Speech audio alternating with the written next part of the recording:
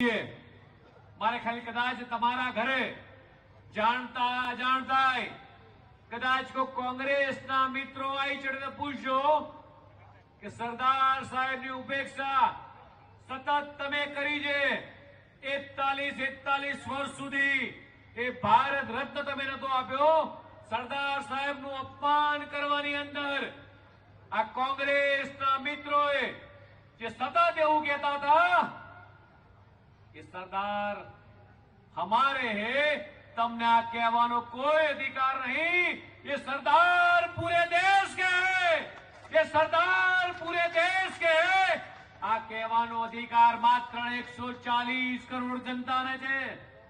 અખંડ ભારતના શિલ્પી એવા સરદાર સાહેબ ને સ્ટેચ્યુ ઓફ યુનિટી હોય કે 370 ની કલમની મહત્વપૂર્ણ નિર્ણય, આનાથી મોટી ભેટ દેશ કોઈ જ ના હોઈ શકે મિત્રો. અને આ બંને ભેટો આપવાનો નિર્ણય કદાચ કર્યો હોય તો દેશના યશસ્વી પ્રધાનમંત્રી માનનીય મોદી સાહેબે કર્યો છે.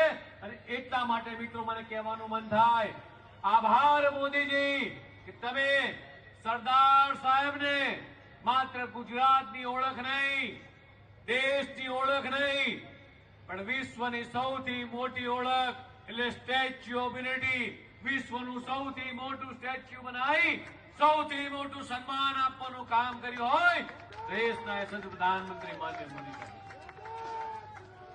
આજે ભારત પાસે